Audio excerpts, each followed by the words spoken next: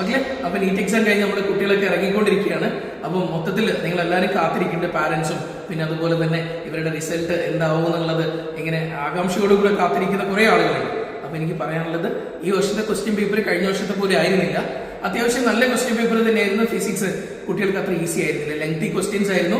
ഒപ്പം അതുപോലെ തന്നെ കുറച്ച് ബുദ്ധിമുട്ടായിരുന്നു, ഡിഫിക്കൽട്ടായ ക്വസ്റ്റ്യൻസ് ആയിരുന്നു ഫിസിക്സിൽ ഉണ്ടായിരുന്നു.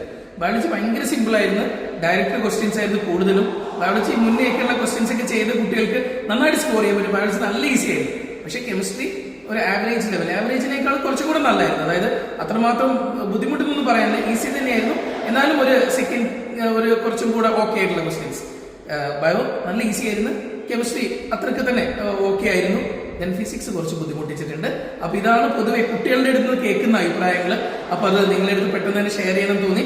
ഓക്കെ. അപ്പൊ എന്തായാലും ബാക്കിയുള്ള കാര്യങ്ങൾ നമ്മുടെ ഓരോ കുട്ടികളും വരുമ്പോൾ നമുക്കറിയാം. അപ്പൊ ഫിസിക്സ് കുറച്ച് ബുദ്ധിമുട്ടിച്ചു എന്നുള്ളതാണ് ഏറ്റവും വലിയ സത്യം.